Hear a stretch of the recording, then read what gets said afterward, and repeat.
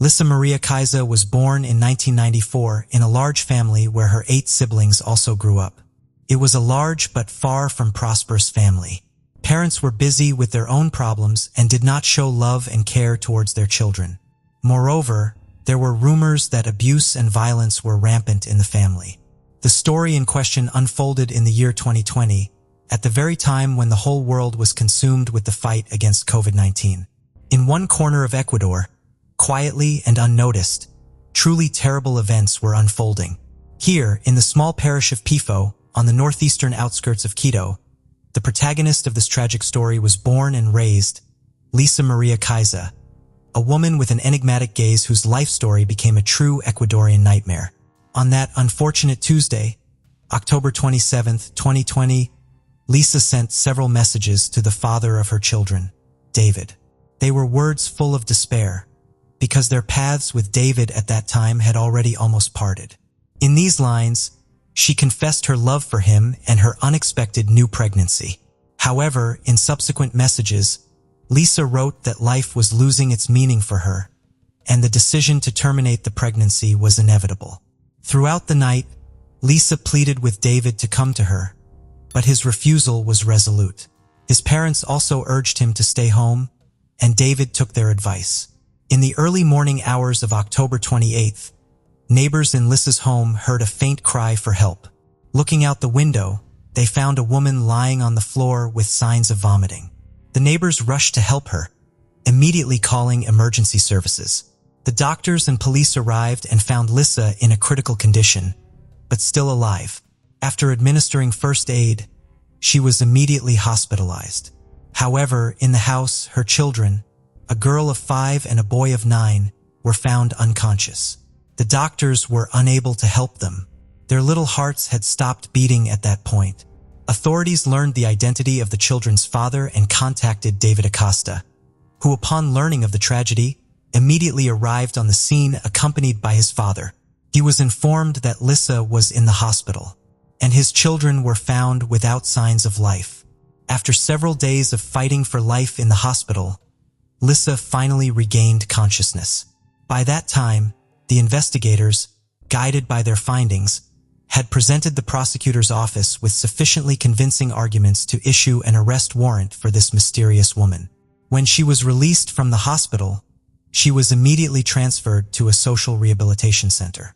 The authorities insisted that Lisa undergo a psychological and psychiatric evaluation as her state of mind required further investigation as part of the upcoming trial. Lisa ended up in a rehabilitation center and doctors and psychologists took up their work. In a conversation with a criminal psychologist, Lisa opened up about her difficult childhood where her parents fought and abused each other and their children. Her childhood had a noticeable impact on her state of mind, and moments of quarrels and her parents' divorce became an integral part of her memories. Such a childhood forced Lisa to go to work from the age of 11 to be able to study. The girl strived to escape from her dysfunctional family and build her future in a different way. The expert report also indicated that Lisa had been abused.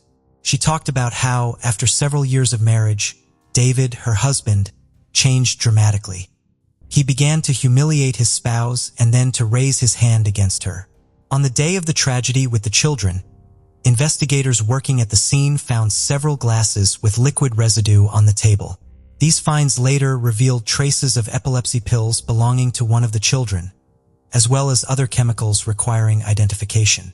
Police officers thoroughly searched the house, and after noticing a strange odor in the kitchen, noticed a suspicious area under the utility room. They broke down the barrier and found a lifeless body wrapped in a blanket with characteristic signs of having been there for a long time. Later, further investigation revealed that the discovered body belonged to Jamie Yanchiguano, a 28-year-old who had been in contact with Lisa. Jamie had been reported missing by his family days before the gruesome discovery. According to Rosa Yanchiguano, Jamie's sister, he was last seen on October 18th. Rosa told investigators that after her brother disappeared, Lisa called several times inquiring about him. Lisa claimed to have received a text message from Jamie, where he mentioned that illegal substance traffickers were holding him captive and demanding a ransom of $8,000. She strongly warned Jamie's family not to contact the police. This claim became a crucial point in a complex investigation, as detectives sought to solve the tragedy and uncover if there were any other hidden victims. During her interrogation, Lisa revealed that in 2020, while working at a cookie factory, she met Jamie Ian Chiguano. According to her, they became friends. Lisa wanted to return to her husband, who allegedly planned to blackmail Jamie for money. David made it clear to Lisa that if she did not help him, he would divorce her. Later, David gave Lisa a white powder and told her to put it in Jamie's food. Once she did, Jamie fell asleep and never woke up.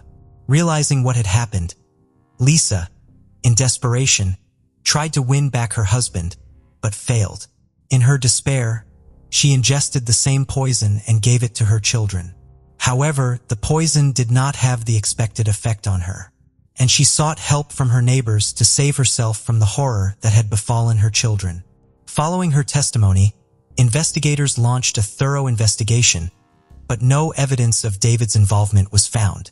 No one close to the couple could have foreseen that Lisa Maria and David Acosta's lives would take such a tragic turn. When they met, Lisa was only 16 years old and still in high school, a dreamy and romantic girl, while David was a strong and determined young man. Their friendship quickly developed into strong feelings, leading to Lisa's unexpected pregnancy. Although their families disapproved of their relationship, David's parents supported their son and welcomed Lisa into their home. In difficult times, David's family provided genuine support to the young couple, even inviting Lisa to live with them to ensure she completed high school. When Lisa turned 18, the couple got married. 2 years later, they were expecting their second child, a daughter. David's parents decided to provide the young couple with their own home, giving them an apartment where they found a corner of family happiness. However, over time, their relationship began to deteriorate. Both spouses were unfaithful, leading to mistrust and disappointment. Their once boundless love began to weaken. Lisa also complained of psychological abuse from David, prompting her to seek help from the police. Eventually, she was granted a protective order, forcing David to leave the family home. At this point, Lisa began to blackmail David, demanding money for the chance to see their children. In early September 2020, Lisa's life took an unexpected turn when her eldest son began suffering from seizures. In desperation, she took him to the emergency room at Baca Ortiz Hospital. After stabilizing his condition, doctors conducted tests and diagnosed a focal form of epilepsy, a severe condition affecting a specific part of the brain. Doctors advised Lisa to undergo further tests, including MRIs, and to consult specialists urgently. However, Lisa ignored these recommendations. A month later, her son suffered another seizure, and they returned to the emergency room. Reviewing his medical history, doctors discovered Lisa had not followed their earlier advice, failed to complete tests, and had not seen specialists, leaving her son without necessary treatment. They warned her that continued neglect could lead to legal consequences. Despite the warnings, Lisa disregarded the medical advice. A few weeks later, after her son's condition resurfaced, she called David, who was alarmed by her serious tone. She informed him that a social worker would visit to discuss. To brighten the waiting time, Lisa offered him a drink. However, as David drank the drink, he suddenly felt unwell. His condition was worsening, and the social worker had not shown up. So David decided to go home to get something to deal with his discomfort. The next morning, David woke up in a terrible state. He could barely speak because his tongue was numb. Every step caused discomfort, and his eyes hurt. His parents insisted on calling an ambulance.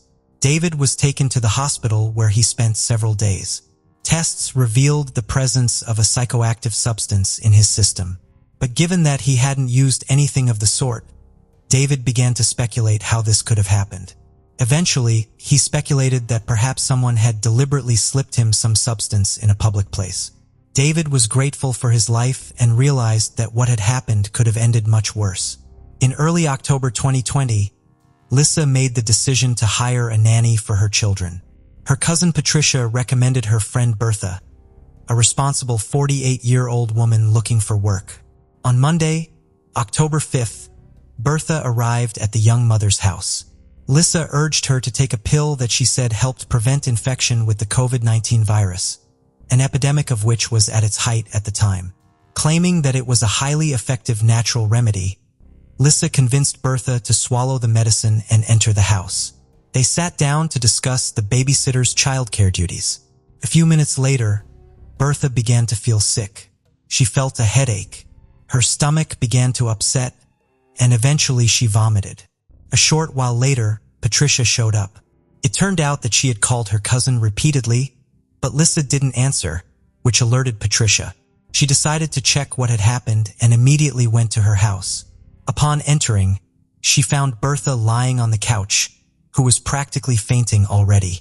Lisa shared with her cousin what had happened and expressed concern. Learning that Lisa still had not called an ambulance, Patricia immediately did so herself. After a while, doctors arrived and sent Bertha to the hospital. The condition of the victim managed to stabilize. Doctors diagnosed poisoning with a toxic substance, which often happens when using various medications. Doctors decided that Bertha did not tolerate some component of the composition of the pills from COVID-19. A few months before this tragic incident, in June of the same year, Lisa's former buddy, Mark Escanto, had died of poisoning. At the time, the cause of his death had gone unnoticed. But now, given all these strange circumstances, Mark's case required additional attention. Investigators scrutinized the deceased's home and found Lisa's fingerprints on the glasses used the night before Mark's death. This fact added new evidence to the investigation, pointing to Lisa's possible involvement in the incident. But suddenly, a new accusation was made against Lisa. Her own family made a shocking report to the police. It turns out that on September 2nd, the family had a family gathering where Lisa offered to let everyone taste a drink of her own making. 7 brothers and sisters of the young woman, as well as their parents, drank the unknown drink and immediately felt sick. Fortunately, no one died, but the 56-year-old mother suffered a stroke. Lisa's father claimed that while the relatives were seeking medical attention, his daughter stole $1,300 from the house. Now the investigation included not only crimes against the children and a former boyfriend, but also an incident that jeopardized the lives and health of her own family members. As it turned out, that wasn't all. Investigators encountered another strange event. In May of that year, Jose Luis Arrezo, a friend of Lisa's, was found dead in his home. A few days before, Jose had suddenly disappeared, and neighbors soon smelled a rotting odor, prompting them to contact the authorities. An examination of the body initially revealed nothing suspicious, and was ruled a heart attack. But one of Jose's sisters suspected something strange and hid a bottle of alcohol found in the refrigerator. In addition, Jose's family noticed that some items were missing from the house. Turned out that Lisa and Jose were friends, and when the guy died, the alleged killer contacted his relatives by phone. With a distraught voice, she stated that Jose owed her a large sum of money, and she had to contact the family to repay the debt. This cunning plan did not work, and a little later, Lisa called Jose's family again, changing her voice to conceal her identity. Identifying herself as Jose's friend, she claimed that she was pregnant by him and now had to apply for child support. Although Jose's family did not believe these stories, Lisa was not about to give up and made a third attempt to deceive them. She said she knew who was responsible for Jose's death and offered to meet to uncover the details. Had she not been arrested on charges of killing her own children and Jamie, the list of victims might have gotten longer. When the media reported the arrest of Lisa, who had poisoned 3 people, Jose's relatives understood. They immediately reported their suspicions to the authorities, and Jose's body was exhumed for forensic examination to determine the true cause of death. The relatives were not mistaken. Traces of poison were found in the remains of the deceased. On December 22, 2020, a hearing was held for Lisa Maria Kaisa for the murder of her 2 children, whose names and photos were classified, and for Jamie Ianchiguano. The trial was conducted virtually due to restrictions related to the spread of the COVID-19 virus. Lisa had been in contact from a social rehabilitation center. The prosecutor's statement said that Lisa gave her children a toxic mixture of insecticides and anti-epileptic drugs. In interrogations, She claimed that she had grown desperate and could not leave her children with her husband David, who did not care for the children. In fact, she admitted that she wished them dead. At the end of the hearing, the judge issued the defendant a court pass and ordered her remanded into custody pending trial. The children's trial next took place in 2021 at the Pichincha Provincial Court. The prosecutor presented a set of evidence to prove Lisa's guilt. Among them were statements by David, who revealed the content of messages the wife had received on the eve of the tragedy. In one of the messages, she claimed that she would take with her what belonged to her, referring to the children. She said she didn't know where her children and herself would go, heaven or hell. But now she felt as if she was in hell.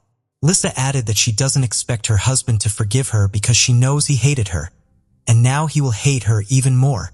David also spoke about his unstable relationship with his wife. At the hearing, the defendant's reconstructed testimony was presented, stating that she took 2 pills that day, called for help, and then passed out. According to the reconstruction conducted by the prosecutor's office, the daughter died while still in bed, and her older brother tried to take a few steps to call for help, but fell and died. The conclusion of the forensic medical examination was extremely clear. The children died as a result of a premeditated crime. The deaths were the result of suffocation caused by pulmonary edema and intoxication caused by a mixture of epilepsy medication and other unspecified substances, presumably insecticides and disinfectant. The prosecution also charged Lisa with the death of Jamie Ianchiguano, whose body was found bricked up in the kitchen. The perpetrator was also suspected of attempting to kill David and members of her own family. The hearing raised the issue of Lisa's irresponsible attitude to her son's health after being diagnosed with localized epilepsy. The mother ignored instructions for further tests and follow-up examinations. And when the boy was hospitalized again, his condition was exacerbated by her own mother's negligence. Warnings from medical professionals did not change her attitude toward her son's treatment, leading to a threatened termination of her parental rights. Lisa's mental health investigations revealed her to be highly emotional and environmentally dependent. She sought constant attention and understanding from others and experienced severe anxiety when events did not unfold according to her plan. She also exhibited a tendency to self-harm. She attempted to say goodbye to her life at least 3 times, but was unsuccessful each time. Witnesses described her as insecure, attachment-seeking, exhibiting schizoid and erratic behavior. The findings of the psychological analysis also emphasized that on the day of the tragic events, Lisa acted with full awareness of her actions. After a long trial that lasted 10 months, Lisa Maria Kaisa was found guilty of the crime against her children. The Pichincha Provincial Court sentenced her to 34 years and 8 months imprisonment. In addition to this, she was ordered to pay David a compensation of more than $20,000. It was noted in the press that Lisa remained calm throughout the proceedings and only showed emotion when her children were mentioned. The Jamie Ianchiguano murder case, which began in August 2021, appeared to be unfinished. New details were revealed during the court hearings. Lisa admitted giving her friend a white substance mixed with alcohol but claimed she got it from David. However, the investigation proved otherwise. According to a psychiatrist who interviewed Lisa, she did not want to take Jamie's life. She wanted to intimidate his family so she could then extort money. She did demand $8,000 as ransom. Experts called the plan disorganized, which ultimately led to the crime. In addition, forensic tests revealed that it wasn't that simple. Jamie was found to have poison in his system, and the cause of death was strangulation. The body was found with a shattered rib cage and wire around the neck. Lisa claimed that after her friend died, she decided to bury him under a back room and cement him in. The store owner's testimony confirmed that Lisa bought building materials during the days of Haim's disappearance. After the parties' arguments, the prosecutor's office requested a new trial in April 2022. At that trial, an additional charge of extortion was filed. Lisa called Jamie's relatives, claiming he was being held by a group of gangsters and demanded $8,000 for his release. The defense relied on the lack of conclusive evidence that Lisa was involved in Jamie's murder. Nevertheless, she was found guilty and received a 22-year prison sentence, as well as a sentence to pay $5,000 to the victim's mother. While Jamie's trial was underway, the investigation of Mark Escanto and Jose Luis Arrezo, Lisa's alleged victims, was nearing completion. Mark Escanto was 48 years old, and tests conducted after his death revealed traces of the same substance that Lisa had given to her children. In addition, Mark was found to have severe inflammation of the stomach. The family's lawyer claimed that Lisa met Mark, offered him a beer, and then put the poison in the drink. A glass with Lisa and Mark's fingerprints, as well as a swab containing the woman's DNA, was provided to authorities. Alleged motives for the murder included jealousy and money. It is also known that Lisa had asked Mark to help her financially, and there is evidence that he loaned her at least $120. Mark was Lisa's first known victim. The final outcome of this case, as well as that of Jose Luis Arrezo, remain unknown.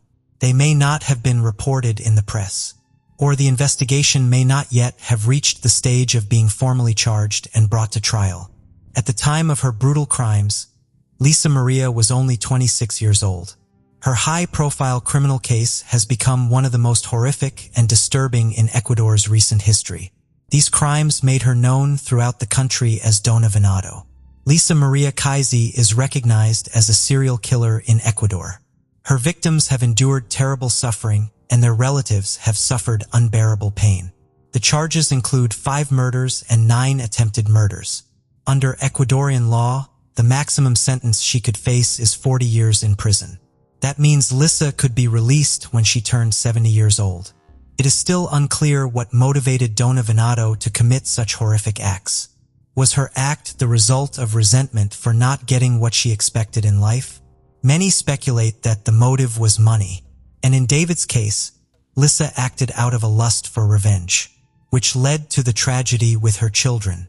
The most horrific part of this story is not only the number of victims left in the path of Dona Venado, but also the fate of 2 innocent children who could not have guessed that their mother, who gave them life, would take it away so absurdly and cruelly. Akiya Shanta Eggleston was born on September 6, 1994 in Baltimore, Maryland, and grew up in the same place. Her single mother, Latina Wilkinson, raised her alone until her stepfather, Sean Wilkinson, stepped in. As her biological father was missing from her life, Akiya soon became close with her stepfather, who worked at the Department of Labor. The oldest of her siblings, Akiya was known as sweet, bubbly, and feisty. Her young age never stopped her from putting others before herself. Not only was she a great friend to everybody who knew her, but she was always there for the people she cared for. She was described by her stepfather as someone whom everyone loved and was excited to meet.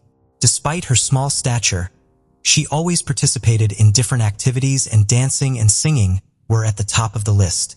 She absolutely loved and put all her energy into dancing and entertaining people. Her happiness seemed to have faded away in 2012 when Akiya's mother passed away from cancer when Akiya was only 17. Having a close bond with her mother, Akiya felt lonely after her demise, prompting her to be rebellious against her stepfather. However, over the years she picked up the pieces of her broken heart and learned to cope with her loss. Her stepfather, whom Akiya considered her own father, was there for her through all of this. At the age of 20, Akiya gave birth to a beautiful daughter. Despite being so young, she was a great mother to her child. Even though the child's father wasn't in the picture, she took all the responsibility as a single mother. She was always seen playing, dancing, and goofing around with her daughter. In 2017, at the age of 22, Akiya became pregnant again, and this time with a boy. Weirdly enough, she decided to hide the identity of the unborn baby's father from her family. Nonetheless, Akiya was thrilled to have her second baby. However, the pregnancy was not easy for her. The pregnancy was considered high risk due to her baby lying in a breech position inside her womb. While her due date was in June 2017, by May, 8-month pregnant Akiya could barely walk. She was on bed rest and under the surveillance of the doctors at a Baltimore area hospital, where she sought medical help on a regular basis to monitor the pregnancy.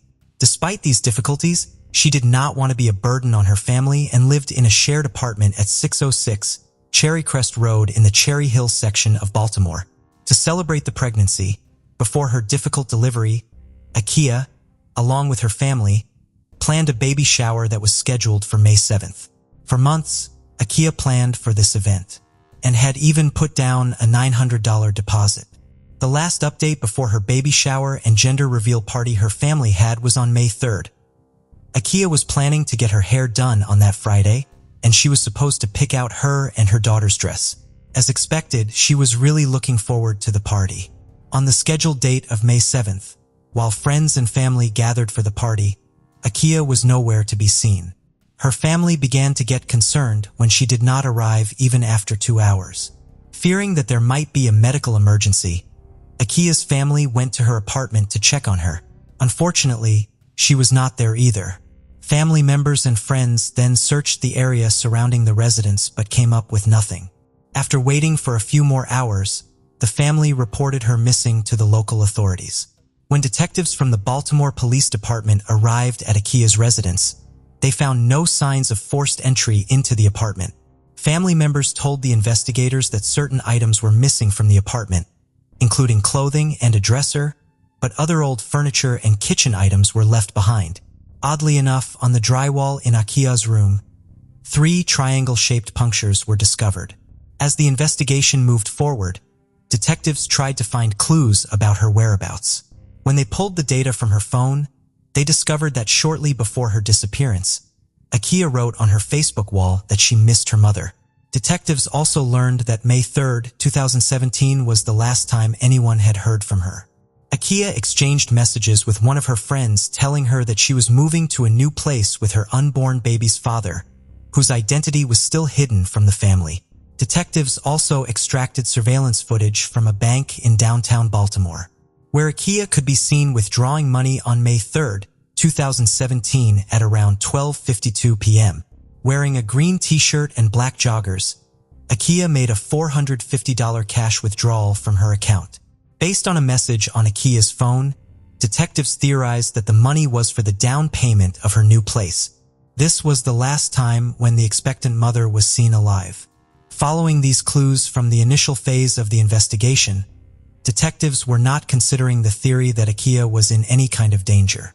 Instead, they believed that she moved away on her own. Yet, Akiya's family was adamant that there was something wrong, as they were sure she would never abandon her daughter like that. The family further insisted that with her pregnancy, it was practically impossible for her to move the furniture alone. However, authorities failed to find anyone that helped her with the process. Authorities also put out an alert to local hospitals as Akiya, who would have needed the help of doctors to deliver her son due to her high-risk pregnancy. But no such cases were ever reported, leading Akiya's whereabouts to remain a mystery. As time passed, detectives started to consider the possibility of foul play. Detectives questioned many people, including her friends and family, but no leads were found. The unborn baby's father, who was supposed to move in with Akiya, was also interviewed. However, the police neither revealed his identity nor declared him a suspect. Akiya's family held a vigil for her approximately 6 months after her disappearance, outside of her former apartment. As they were cleaning up, a friend spotted a bank card belonging to Akiya underneath the brushes near the front door. The bank card, which was in good condition, looked to have been placed there by someone, as police had not found it during previous searches. Although police collected the card as evidence, no new clues could be extracted from it. Over the years, multiple search attempts have been conducted for Akiya's remains in several places in Baltimore, but to no avail. The suspicious circumstances of her disappearance had garnered national attention from various media outlets, but none led to any evidence. In November 2017, a reward of $25,000 was also announced for any information regarding the missing mother, but eventually this also failed to provide any answer. The case would remain cold for 5 years until a review of the cold case cracked the mystery wide open. With the help of interviews, social media messages, and financial and telephone records, the Baltimore Cold Case Review team was finally able to construct a timeline regarding her disappearance, which eventually led them to a suspect, Michael Robertson, none other than the father of Akiya's unborn son. Akiya had met Robertson as a young child in 1990 when his grandmother babysat her. They reconnected years later at the birthday party of a mutual friend in 2016 and began dating shortly thereafter. However, Robertson, who was 35 years old at the time, was also involved in a relationship at the time with another 22-year-old woman with whom he had 2 children. After he got Akiya pregnant, he got evicted from the apartment he shared with the mother of his 2 children. Just prior to her death, Akiya had told several friends that she was planning to move in with her child's father while keeping his identity hidden. It was discovered that Robertson lied about wanting to move into a new place together, sending her a picture of a property. Police later questioned the property owners and discovered that they were never contacted by Robertson. Detectives also discovered that an argument had taken place between Robertson and his other mistress, who he had children with, the night before Akiya's disappearance. And cell phone records show that Robertson was the last person with Akiya. Yet, he lied about his last meeting with Akiya and changed his story several times during the police interviews. But at the time, investigators did not have enough to hold him accountable. Additionally, investigators learned about the internet search history of Robertson's. He had conducted internet searches about trash pickup, dumpsters, and landfills in Baltimore 18 times prior to Akiya's disappearance. This information suggested that Robertson disposed of Akiya's remains in a dumpster around Baltimore. But even after extensive searches, Akiya's body was never located.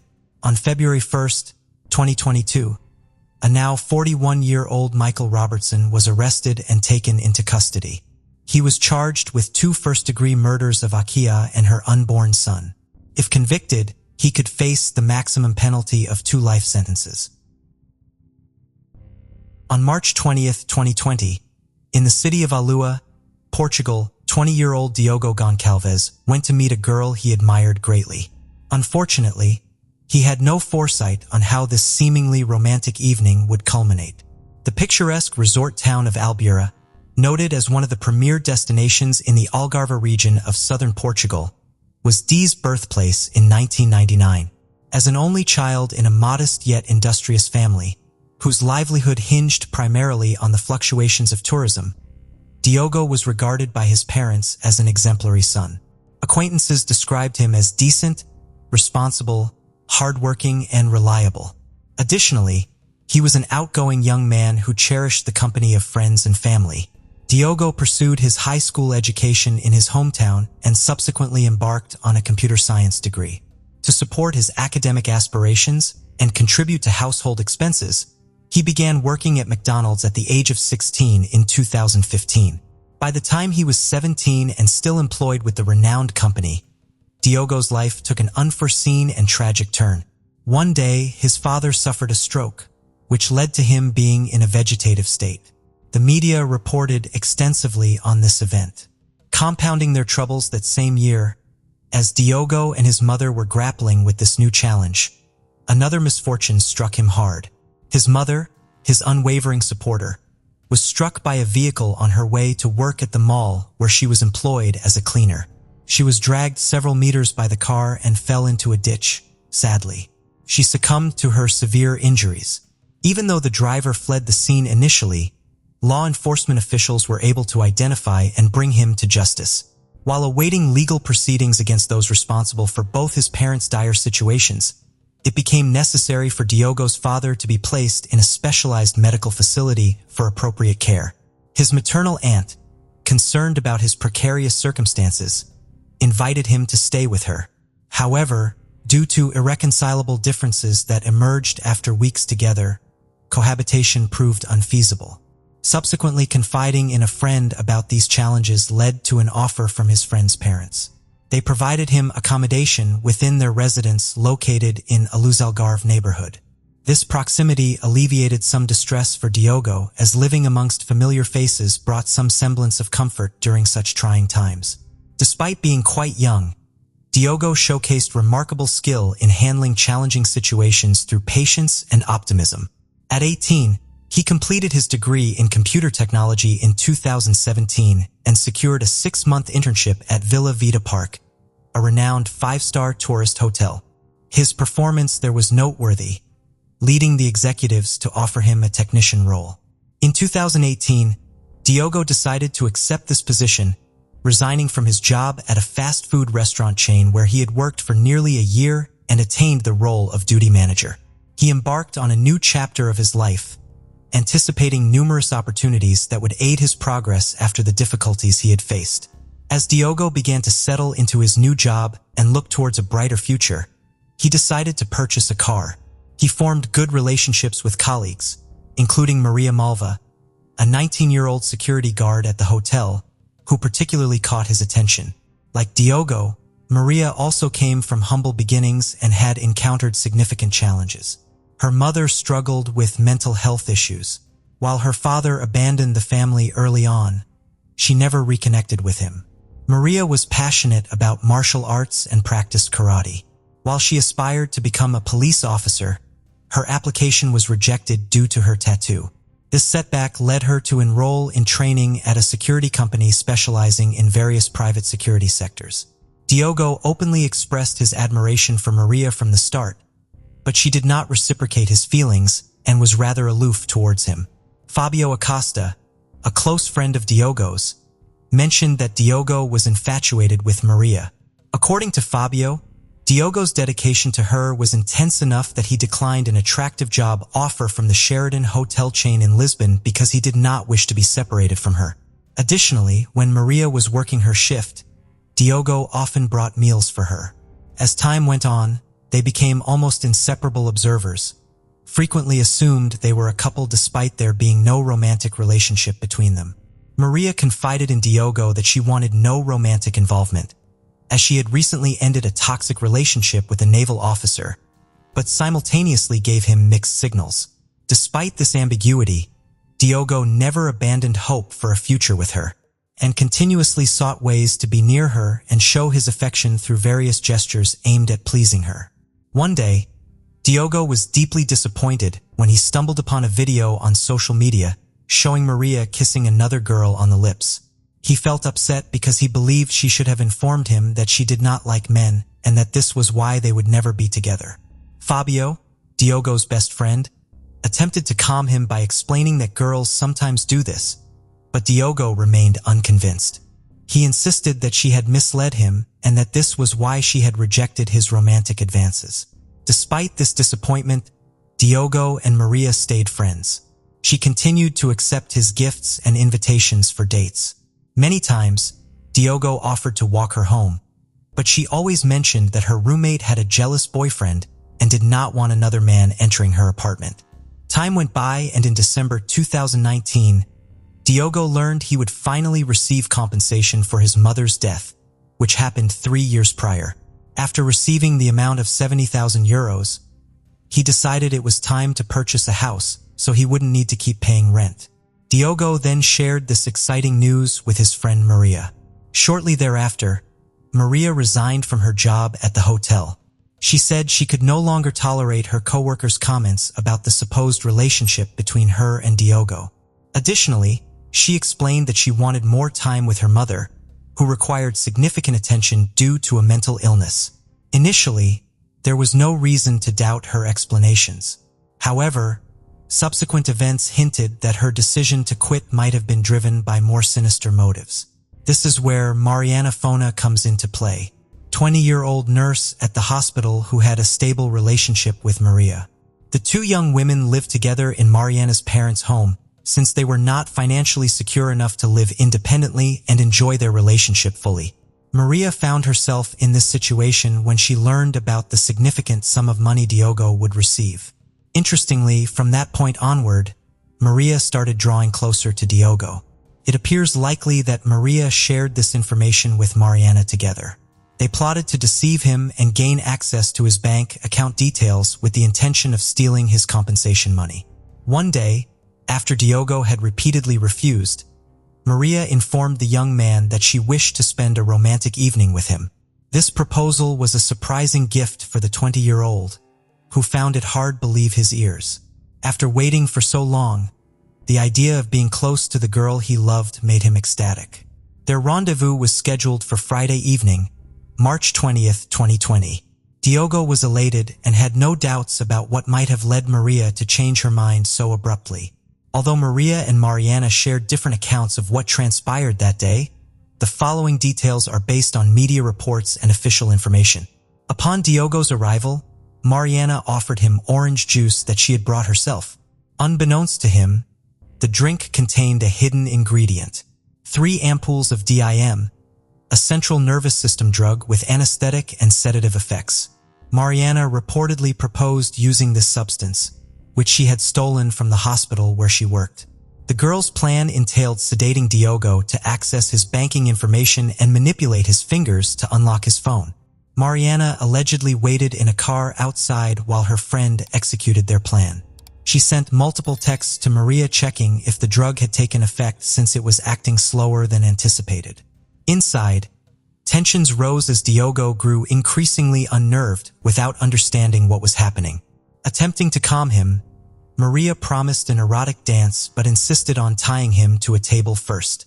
After several minutes in this restrained position, Diogo panicked and pleaded with Maria to release him. Her demeanor turned aggressive as they began to struggle. Using her martial arts skills, she overpowered Diogo, bringing him down and restraining his neck with her arms, yet cutting off his air supply. According to Mariana's account, Maria eventually summoned her into the apartment. Mariana found Diogo on the floor and questioned Maria about deviating from their original plan, merely stealing his keys and taking his money. Upon discovering that Diogo was unresponsive, the nurse administered resuscitative measures. Upon awakening in a highly agitated state, he attempted to attack Mariana. Perhaps recognizing another conspirator against him, he tried defending himself. Reacting to Diogo's aggressive response towards her friend, Maria intervened by grabbing him from behind once more, bringing him down and constricting his neck again. In light of these events, both women's actions have been scrutinized as part ongoing investigations rooted in available evidence and testimonies provided by those involved. Diogo's life tragically ended at the hands of the girl he loved. His body lay in the living room of Maria and Mariana's house, where they immediately set about their planned robbery. They first cut off his thumb and index finger to unlock his phone, access a mobile payment app, and transfer money. This process took several days due to a daily transaction limit. The crime occurred just as 9 out of 19 restrictions began, with remote working becoming commonplace. Diogo was supposed to go to work the next day. The girls attempted to prevent his coworkers from noticing his absence and raising concerns. They sent a message from Diogo's phone to an IT colleague, stating Diogo could not go to work and needed a replacement. This message raised suspicion because Diogo wasn't known for making such requests at short notice. When asked if everything was all right, Diogo's phone responded affirmatively. Conversations between this hotel employee and others continued through Friday into part of Saturday, but the messages increasingly seemed uncharacteristic of Diogo. One of these messages reached Diogo's supervisor, stating Diogo wouldn't return to work as he had met a woman from France and would be moving in with her. This struck the boss as odd, since Diogo was known for his reliability and wouldn't abruptly leave his job. Seeking clarification, the supervisor tried calling Diogo, but received no answer. Another message claimed Diogo wasn't in a condition for phone calls. The supervisor responded that hearing directly from Diogo would be reassuring. The reactions from Diogo's loved ones to these impersonated messages led Maria and Mariana to adjust their strategy regarding his disappearance. They decided to fabricate a scenario suggesting that Diogo had taken his own life and then plotted to dismember his remains for disposal. Maria later confessed their plan was inspired by the TV series Dexter, which depicts a forensic expert who eliminates criminals while erasing traces of his crimes by dismembering victims. These actions highlight how communication breakdowns and erratic behaviors can raise suspicions and lead authorities closer to uncovering criminal deeds, even when efforts are made to mislead those searching for answers. After executing their reprehensible plan, they placed Diogo's body in trash bags, storing them in the trunk of their vehicle. They then proceeded to an ATM and a shopping mall. Security cameras captured them hugging and laughing. Upon returning to their residence, they began the gruesome task of dismembering body. Diogo's torso was eventually placed in a black bag, with the remaining parts disposed of in a container. During these events at Mariana's parental home, Diogo's friends initiated a campaign to report him missing and contacted the authorities. The authorities waited the mandatory 48 hours before officially declaring him missing. Subsequently, the girls departed from the house. Maria drove Diego's car towards the cliff near Cabo de San Vicente Lighthouse, with Mariana following in her own car. At approximately 2 p.m., Mariana discarded Diego's torso off the cliff, abandoning his car nearby to create an impression that Diego had ended his own life. Unfortunately for them, Maria did not anticipate that instead of falling into the sea, the remains would become lodged on a rock. The girls then departed together in Mariana's car. They drove approximately 7 kilometers to the Pico do Inferno waterfall in Tavira, where they disposed of what remained of Diego into the water. Shortly after this incident, Diego's vehicle was discovered in a parking lot near Cabo de San Vicente Lighthouse. Reports indicated that 2 laptops were found within the car. Forensic police arrived promptly and conducted thorough land and sea searches. This led to the discovery of a young man's torso, partially enveloped by a black garbage bag near one location along the coast. Simultaneously, at another coastal site, Pico do Inferno, a French couple made a horrifying discovery: Diego's head. After extensive efforts from law enforcement officers, his hands and feet were also recovered. The investigators handling this case found several aspects puzzling, considering that Diego appeared to be an unassuming individual who avoided unsavory company. Based on collected data about him, further probing by authorities revealed that Diego had received significant compensation following his mother's death. They uncovered substantial transfers from Diego's account to Maria's account through monetary transactions tracking methodically carried out by investigators. The detectives' next step was to locate Maria and clarify why Diego's funds ended up with her. The girl then attempted to persuade the police that she had killed the young man because he was attempting to abuse her. She asserted this as the reason she left the hotel before the incident. However, an examination of the text messages between the victim and Maria revealed that this was not true. She and Diego had grown closer after Maria stopped working. During her first interaction with the officers, Maria claimed sole responsibility for planning and executing the actions leading to the fatal shooting. She emphasized that Mariana had no involvement in the crime. However, Mariana's account contradicted Maria's claims. The nurse stated that Maria confided in her a plan to steal Diego's money, but intended to take his life as well. She wanted him to suffer enough to disclose his bank account password. The collected evidence proved sufficient for convicting both girls. Investigators had phone records, the deceased cell phone, and ATM surveillance footage at their disposal. Maria and Mariana were arrested on April 1, 2020, and appeared in court in June of that year. The judge meticulously followed Maria's recounting of events, where she insisted on pleading guilty and denied any involvement of Mariana. According to her version, Diego's body remained for 2 days in a car parked in a garage, and it was there that his remains were dismembered when Mariana's family slept. After hearing Mariana's detailed account of events, the judge repeatedly asked about her whereabouts during the dismemberment executed with surgical precision at the joints. The courtroom's attention turned towards Mariana. She anticipated these questions and stated that since everyone knew she worked at a hospital, they assumed she dismembered the corpse herself. To clarify matters further, she suggested using internet resources for verification. Given the seriousness of this cold, calculated, reckless, and brutal crime, both individuals received custodial sentences, as determined by the judge. A few months later, on February 24, 2021, the trial began. During her testimony on February 26, 2021, confirmed that she initially wanted revenge on Diego for the alleged attempted violence, but stated she did not intend to take his life. The defendant admitted her intent was to humiliate the victim and verified that her friend had no relationship with the young man and was unaware of the alleged attempted violence. Maria also asserted that her actions were not motivated by compensation. The girls appeared in court together, however, they did not look at each other throughout the trial. Rumor suggests that after their arrest and subsequent jail time, they decided to end their relationship. The trial included testimony from several witnesses, including forensic expert Teresa Costa. The expert explained that the amount of dipam found in Diego's blood was significantly less than expected from 3 ampoules, suggesting either Diego had not taken the prescribed dose or had ingested it many hours before his death. On April 27, 2021, the court issued its decision. Maria was found guilty of aggravated murder, accessory to desecration of a body, robbery, unlawful access, and fraud. Additionally, she was convicted of carjacking and possession of an illegal weapon.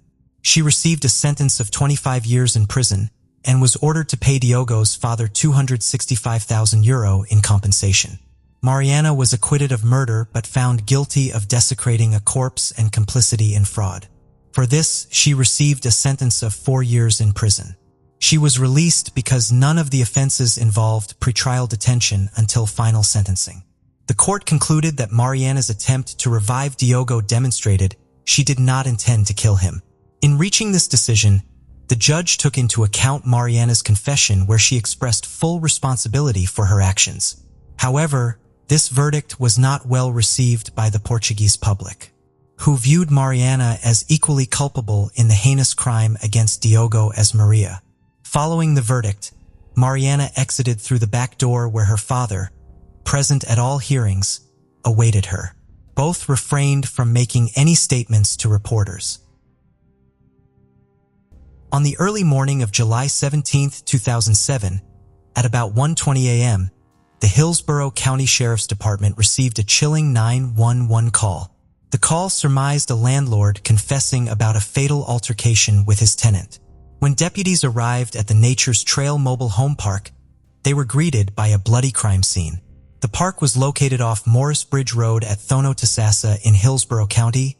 Jonathan Burns, who was 43 at the time, co-owned the park while also living within it.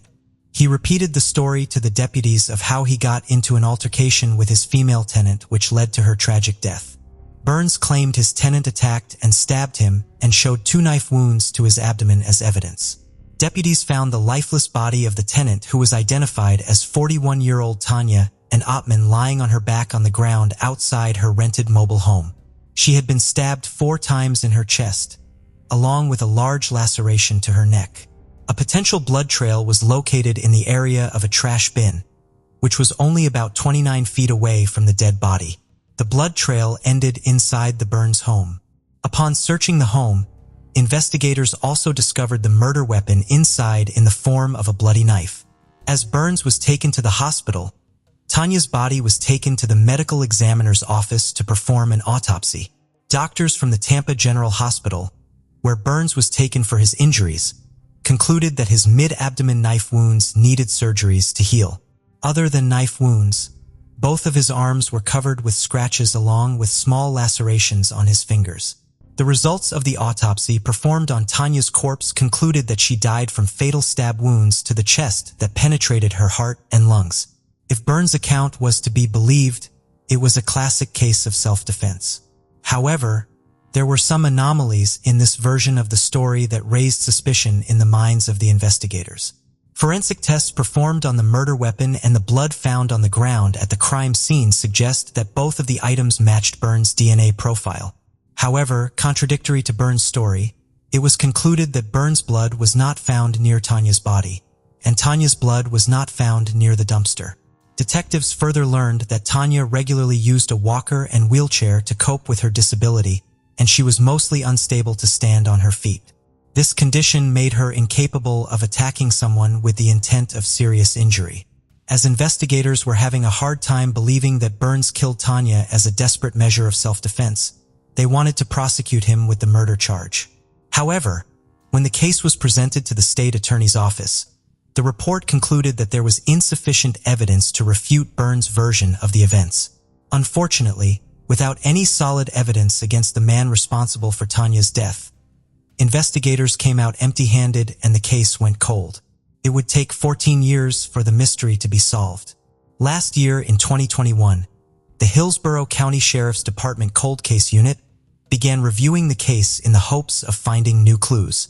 After closely looking at all the circumstantial and physical evidence, a detective went to Burns on January 14, 2022 and interviewed him about the events surrounding Tanya's stabbing. Once again describing the details of that fateful night, Burns told the detective that he had been drinking heavily that night when he heard Tanya yelling at him. At first, he walked to the laundry room to close it, then made up his mind to confront her. He claimed that he walked over to her mobile home and Tanya punched him in the stomach. Said he did not notice anything at the moment, but soon panicked, realizing that he was bleeding. He further said that Tanya was not armed with any type of weapon and never took his knife, yet he said she had somehow stabbed him. Apparently, detectives could tell that Burns was lying. However, as they started to strategize as to how to build a strong case, they got an unexpected breakthrough. More than a week after that interview, a witness contacted the sheriff's office, saying that she had information on a cold case from 2007. During an interview with a detective, the witness said that Burns had approached her in the mobile home park just after the detective left on January 14, 2007, and told her that he knew he did something wrong. He further claimed that he was confessing because he wanted to face it. The witness also said that Burns told her he knew Tanya was disabled at the time of her demise. The witness said Burns provided her with a signed letter containing the details of the incident, which she passed on to the detective. Just 2 days later, the police department reviewed one more call from the witness. The witness said that this time Burns had approached her and told her he wrote the letter in an attempt to prove that he was acting in self-defense, as he figured he would get less time for a self-defense case rather than a first-degree murder. However, the witness also shared that Burns told her that he did not regret killing Tanya, as she only got what she deserved, indicating a hatred towards the deceased woman. On January 28, 2022, the witness gave the detectives a second statement, allegedly written and signed by Burns, but it contradicted the first statement. There were many discrepancies between what was contained in the letter and what he was telling the witness verbally too. In February 2022, the witness contacted the detective yet again and said that Burns had given her yet another statement after she confronted him with the contradictions between the letter and his verbal account. During the confrontation, the witness's son was also present at the scene, and they both asked Burns how he was stabbed. Burns confessed to the witnesses that he noticed Tanya while walking to the laundry room. Intending serious harm, he returned home to get his knife before walking over to talk to her. Burns said an argument led to them fighting over the knife, and when Tanya tried to go home, he stabbed her several times and cut her throat. He then stabbed himself in the stomach after the incident to frame a self-defense scenario. Burns went on to provide the witness with a third written statement saying it contained the truth. Burns ended the letter with an admission that he already had hatred in his mind towards Tanya, which prompted him to deliberately hurt her that night, and ended up killing her. The details in the third statement were consistent with evidence collected at the crime scene. According to the affidavit, and investigators matched a latent fingerprint on one of the statements to Burns. In a statement, he said, "This was a terrible tragedy that I am responsible for. I wish I could change it." Whether the remorse was fake or not, on February 3, 2022, authorities took him into custody and charged him with Tanya's murder, dragging him to the path of justice he should have faced long ago. In December 2018, a group of university peers brought 20-year-old Sander Deer to the emergency room. He was unconscious, notably pale, and his skin was cold and unresponsive to any stimuli, which left the doctors completely perplexed. Here lay a fit, active young adult without any history of illness, yet his body temperature was merely 27 degrees Celsius, indicating a comatose state. Medical examinations revealed that he had hyponatremia, an alarmingly high level of sodium in his system. Typically, an adult ingests about 5 grams of salt daily, equating to about 2 grams of sodium. However, Sander had 160 grams of sodium in his body, surpassing the 2-month average intake for one person. The medical team questioned these so-called university friends about what had happened with Sander. They asked about his activities the previous night. The friends simply shrugged their shoulders, averted their eyes, and acted as if they knew nothing about Sander's condition. Clearly, something was amiss here. Despite the relentless efforts of the medical professionals to save him, 20-year-old Sander succumbed to multi-organ failure, a condition where critical body systems cease functioning. The autopsy revealed startling findings. The pathologist examined the contents of Sander's stomach to understand why a seemingly healthy university student suddenly died. To their astonishment and dismay, They discovered there was no food or water in his stomach over the past 2 days. Instead, peculiar items such as aquarium goldfish and heads of mice and eels were found inside him. This indicated that he had endured horrific experiences before his untimely death. The case of Sander garnered immense attention from online communities and media alike, rapidly becoming a topic of international discussion. Conversations erupted around universities potentially concealing the shocking misdeeds of their students and the impunity enjoyed by offspring from affluent families. This situation shone a spotlight on a student fraternity known as Rus.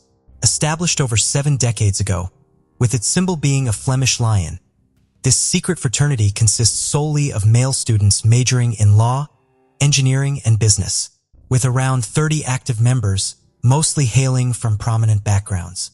The family's Rus is considered one of the most prestigious groups at the esteemed Catholic University of Louvain in Belgium. Almost every student aspired to join this exclusive brotherhood. Each year, they accepted only 2 or 3 new members, adding to its exclusivity. Rumors abounded about the fraternity, enhancing its allure and making it even more enigmatic and elusive. It symbolized a kind of student aristocracy with significant influence within the educational institution. In the meantime, the student fraternity Rios resumed its activities. They prepared a unique selection of items for their annual initiation tradition for new members. This initiation menu included unusual starters such as grasshoppers and cockroaches, followed by a main course featuring live mice and fish. The dessert was a combination of coffee with an illicit substance. A disconcerting image showcasing the fraternity's initiation ceremony circulated widely. In the photo, principal members of the group were dressed in warm outerwear like coats and cloaks, while 4 initiates faced challenges on their knees. In one startling display, an initiate had a pistol pointed at his head. Another faced the barrel of a rifle. This photograph raised numerous questions. What other types of ceremonies did this clandestine group conduct? What exactly happened within the fraternity's walls? Considering many members sons of politicians, lawyers, distinguished doctors, and business leaders, one wondered, to what lengths would they go to protect their offspring if a truly grave incident occurred? Sadia wasn't actually aspiring to join the Rios Brotherhood. Born in Belgium, he was acutely aware of his fortunate circumstances. His father had come from Senegal, seeking asylum in another nation before Sadia's birth. Like many immigrant fathers, he sacrificed greatly to ensure his 2 sons could lead respectable lives. He understood that due to their skin color, his children would have to work doubly hard to earn the same respect and career opportunities as native Belgians. Mr. Diaz's father worked long hours at a factory, spent nights mastering the local language, and either found or sacrificed sleep to assist his sons with their schoolwork. His only dream was for his sons to succeed in life. From an early age, Sander conscious of his future, he realized that success wouldn't come easily. It required persistent hard work. Since kindergarten, Sander had a close friend named Ferry, who lived just a 5-minute walk away. They were inseparable. They shared interests such as biking and manga, and they dreamed of attending university, securing good jobs, saving money, and eventually relocating to Japan. They even made a pinky promise to remain lifelong best friends, and one day travel to the land of the rising sun together. However, Sander was never fated to see the birthplace of manga and anime. Beyond Ferry, Sander had numerous friends. As a teenager, he excelled effortlessly in everything he tried, whether it was solving complex mathematical problems or playing football for the first time. He amazed his friends with his natural talent. Though people often envy such gifted individuals, Sander was beloved for his charisma and approachability. His knack for conversation and ability to connect with everyone made it easy for him to make friends. After completing high school, Sander enrolled at the University of Leuven, becoming the first in his family to attend such a distinguished higher education institution. This achievement filled his father with immense pride, surpassing any dream he had ever envisioned. Although the university was just a 30-minute drive from home, Sander opted to stay in a dormitory. He chose civil engineering as his major and dedicated himself from the start to earning a master's degree in the field. Sander appeared wise beyond his years and was driven by a desire to make his father proud. His ambition was to graduate, secure a well-paying job, and enable his father to retire, repaying the sacrifices made for his children's future. By 2018, Diaz was in his third year of the 5-year program. He was already focused on securing employment post-graduation, so he steered clear of the party scene. His concentration was firmly on finding a lucrative job to support his family and pay bills. Aware of the potential challenges his skin color might present in landing a desirable position in a predominantly European tightly knit industry, Sander was under no illusion about the difficulty of his task. Armed with high academic achievements, interpersonal skills, and unwavering diligence, he recognized the importance of establishing vital connections. This realization led him to consider joining the Roy Brotherhood, a group synonymous with prestige, social networking, exclusivity, and, crucially, the connections needed for his career. In a world where not just merit but also influential connections are highly valued, this seemed like a strategic move. Many members of the Roy Brotherhood hailed from well-known families. Sander's decision to apply surprised his friends, except for his older brother, who saw the potential career benefits of such societies. His childhood friend Ferry believed in Sander's natural sociability and friendliness, but was initially doubtful about these fraternities. Ferry even tried to discourage Sanders from what he saw as a hazardous step. If only Ferry had known the tragic outcome that would befall Sander, he would never have ceased his efforts to dissuade him. For Sander, the decision to join Roy wasn't made lightly. He carefully considered both advantages and disadvantages before deciding to proceed. With only 2 years remaining in his program in 2018, Sander was among the 10 students who successfully navigated the stringent selection process of Roy. Among these 10, only 3, including Sander, advanced to the final initiation stage. The initial phase involved the fraternity's permanent members filtering out candidates who didn't align with their interests, character, or communication styles. Now narrowed down to 3, the real ordeal commenced, a grueling 2 months of evaluation by the elite student group, culminating in an extensive initiation ceremony spanning 2 to 3 days during this period. The new recruits were subjected to relentless and sophisticated ridicule without any breaks, completely at the mercy of the fraternity's members. Sander was aware of the harsh trials that lay ahead. He had heard tales of the brutal initiation rites. Nonetheless, he was willing to endure all the discomfort and repulsive challenges for a promising future. Just like the other 2 candidates, Jia understood the process would be tough, involving mockery and pushing them to their limits. However, no one anticipates risking their life in such situations. Sander had discussed this with a campus friend, a member of a different fraternity, who was unaware of Rouse's specific initiation practices. This friend portrayed the initiation as merely a test of physical stamina, commitment to future fraternity brothers, and discipline. Although unpleasant, he believed it was a necessary and ultimately worthwhile experience. Sander found the mandatory gatherings intolerable, especially as he was compelled to consume excessive amounts of alcohol. More distressingly, as part of the initiation, he was required to drink the urine of fraternity members. He, along with the other novices, faced relentless verbal and psychological torment. However, Deer endured the most severe hardships. He was derided for his skin tone. In October 2018, a few months before the concluding ritual, the Brotherhood organized a significant event at the Student Union building. The aspirants were made to kneel, while established members took turns forcing them to gulp down potent spirits or several liters of beer continuously. Naturally, after ingesting such volumes of alcohol, the novices could barely stand, yet were still tasked with cleaning the venue. In their disoriented state, they staggered around, mopping up their own and others' regurgitation. That evening, all 3 novices were obliged to clean, but the brothers devised a different plan. They determined that Sander alone should tidy up after the celebration, because historically those with dark skin served whites. This was a particularly harsh declaration. Deer felt utterly powerless at that moment. He was resolute in attaining his objective. He knew this situation would eventually reach a conclusion. A representative from the student association tried to reprimand the young men for their remarks.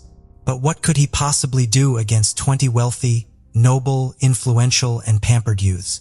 They were unafraid of anyone and conducted these acts openly without any sense of embarrassment. The fraternity members saw themselves as superior to all and simply warned the staff member not to meddle in their affairs.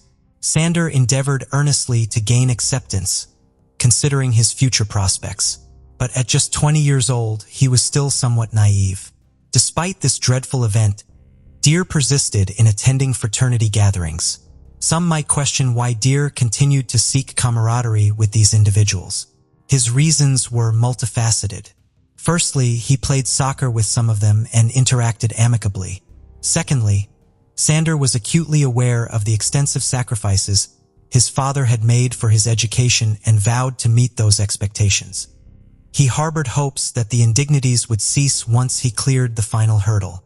In Rose's 70-plus years of history, only 2 members had been of African heritage, and presently only one was surviving. A dark-skinned student had been inducted in 2015, and Sander was poised to be the second to undergo the ultimate initiation rite. The final initiation, also termed baptism, was about to commence. Everything the novices had endured thus far seemed insignificant compared to the ordeal they were set to face. On December 4, 2018, at 4 p.m., the initiation commenced. Sander, along with 2 other candidates, donned lengthy flowing white robes and ventured into the city carrying bouquets of flowers. Their objective? To sell as many flowers as possible. The one who sold the fewest would endure various penalties, such as drinking sour milk, birdseed, and inevitably forced alcohol consumption. Sander finished last, selling 30 roses fewer than his peers, which led to his punishment, consuming such an excessive amount of alcohol, that his speech became severely impaired in the second phase of the initiation. The novices were positioned on their knees and asked straightforward questions by 7 p.m. The fraternity members remained indifferent to Dia's struggle in articulating responses. Predictably, he was outperformed by the others and subjected to further punishment. At the end of this stage, 1.5 bottles of gin were forced upon him. His body, not accustomed to heavy drinking, began to react violently. His stomach contained nothing but alcohol, and his complexion turned ashen. He was unable to stand, speak, or move autonomously, teetering on the brink of dehydration and repeatedly losing consciousness. Astonishingly, all these events unfolded in a public setting. One fraternity member recounted that the second trial occurred right on the sidewalk in front of a cafe in the city square. Yet none of the bystanders intervened. They neither alerted the authorities nor called for police assistance. At 9 p.m., the third challenge commenced, aptly titled, Endure the Night. The novices were hauled back to the dormitory, where 18 fraternity brothers resumed their relentless hazing. The task was to consume as many pints of beer as feasible. By the trial's conclusion, all 3 participants had become unconscious. They were breathing, but unresponsive to any attempts to rouse them. Remarkably, their unconscious state did not exempt them from ongoing abuse. In line with the fraternity's customs, if someone fainted at a gathering, they were urinated on, a manifestation of perceived frailty, and an opportunity for others to exert dominance. Proof of these acts was captured in a video taken at 11:40 p.m., which they subsequently attempted to erase. With the first day's competition at an end, the 3 new initiates were dragged to their quarters and unceremoniously deposited on their beds. For amusement, their water supply was disabled, possessions defaced with ketchup and chocolate, and their door locked. This action meant that should any of them regain consciousness after consuming such a lethal volume of alcohol, they would remain trapped inside. They didn't even have access to water to alleviate their thirst. This was just the initial day of the initiation at one of the nation's most esteemed universities. Yet the most distressing experiences were still to come. The following day, December 5, 2018, around 10:30 a.m., the fraternity members prepared for the final stages of the grueling initiation. They woke the 3 initiates, placed them in vehicles, and drove out of the city to a secluded village roughly an hour away. A fraternity member owned a small cottage there, hidden by thick woods, an ideal location to conceal their activities. En route, they made several stops to acquire items necessary for the ceremony. The students bought aquarium fish, eels, live rodents, as well as bird and dog feed from a pet store. Next, they visited a supermarket and obtained fish sauce used in Asian cuisine for its flavor-enhancing qualities. It's high in sodium, with about 1,670 milligrams per tablespoon, around 70% of the advised daily intake, and isn't typically consumed in large amounts. They also purchased duck eggs, sardines, clams, shrimp paste, mussels, among other products. During one of these stops, they encountered an academic who noticed that one of the students apparently needed assistance. She voiced her concerns to the fraternity members and even suggested calling the police. However, the students convincingly reassured her that he was merely intoxicated and in shock. They assured her that the initiation had ended and they intended to sober him up with a cold bath. Dismissing her concerns, the group proceeded to the cabin in the forest. The details of what happened next were reconstructed by police using recovered deleted video footage and scarce evidence. However, the full truth remains unclear. Over several hours, the three initiates were forced to dig a substantial trench into which they were subsequently placed. Struggling to keep warm, they found themselves surrounded by 18 young adult men, other fraternity members, who filled this trench with freezing water and livels. In Belgium, in December, the average temperature varies from +3 to 7 degrees Celsius. When initiates began to cold, permanent members of the fraternity urinated on them above, as a twisted way to warm them up. At this point, Sander was suffering from dehydration and remained inebriated from the previous night's events. Even if he had the will to stand and leave, his physical state made it impossible. Under normal circumstances, to formally reject the initiation process, one simply had to ring a bell placed away from the trench, therefore forfeiting their place in the fraternity. The initiates could have accessed this bell at any time. However, in this case, the bell was either intentionally or inadvertently omitted, leaving Sander without a way to signify his refusal of the initiation. His inability to stand or speak due to his condition rendered him powerless.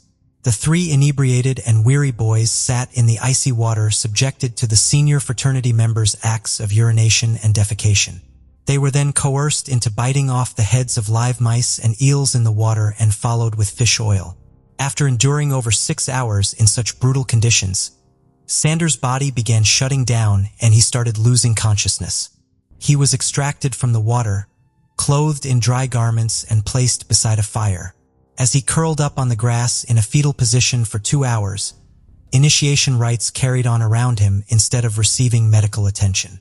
The students documented the situation with photos and videos, while Sander emitted distressing sounds indicative of excruciating pain. The excessive intake of sodium triggered severe elevation in Sander's blood pressure, resulting in a nosebleed, and he became entirely unresponsive. At 8:57 p.m., a senior fraternity member eventually decided to contact emergency services. Following their advice, students transported an unconscious Sander to a hospital but placed his body in the trunk to prevent soiling the car's interior. Upon arrival at the emergency department, fraternity members withheld crucial information regarding Sander's recent diet and alcohol consumption from the medical team. After leaving him in the care of the hospital staff, they departed with the intention of resuming the initiation upon his discharge. This action left Sander with no real chance of recovery. While the medical professionals conducted tests and endeavored to unravel the cause of his condition, Sander's organs began failing due to the severity of his state. He was transferred to Ant P University Hospital for its superior facilities. At Ant P University Hospital, Sander's heart ceased functioning. He slipped into a coma, and subsequently, the 20-year-old tragically lost his life. The primary cause of death was identified as toxic levels of sodium in his body, a direct result of excessive fish source consumption. The hospital informed the police, prompting an immediate investigation into the circumstances surrounding his death. By 10:40 p.m., the other two initiates who had continued with the ritual were also hospitalized. Upon learning of their children's dire condition, the parents hurried to the hospital. Meanwhile, fraternity members hastily worked to erase any evidence of the initiation. They filled in the trench used for the trials, cleaned up a room smeared with ketchup and chocolate, reinstated water supply, and purged their phones of incriminating messages, photos, and videos. By the time police arrived at the scene, there was no physical evidence left.